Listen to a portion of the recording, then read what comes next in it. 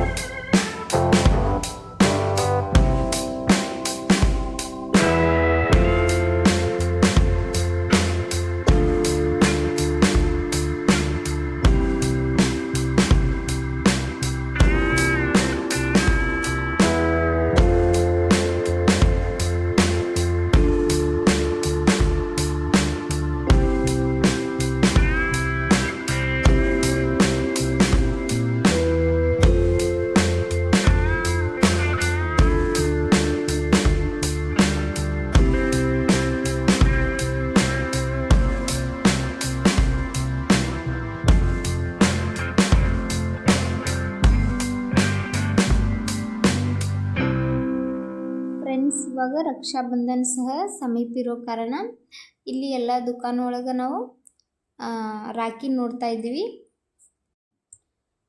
ದಮನ್ ಒಳಗೆ famous market ಅಂತ ಹೇಳ್ಬೋದು ಇದು ದುಬೈ ಮಾರ್ಕೆಟು. ಟ್ರಿಪ್ಪಿಗೆ ಬಂದವರೆಲ್ಲ ಕೆಲವೊಬ್ರು ಇಲ್ಲಿ ಹಾಗೆ ನೋಡಿಕೊಂಡು ಶಾಪಿಂಗ್ ಕೂಡ ಮಾಡ್ಕೊಂಡು ಹೋಗ್ತಾರೆ. ಇಲ್ಲಿ ಒಳಗಡೆ ಬಂದ್ವಿ ಅಂದರೆ ಎಲ್ಲ ಥರದ ಶಾಪಿಂಗ್ ಮಾಡ್ಲಿಕ್ಕೆ ನಮಗೆ ಸಿಗ್ತದ್ರಿ.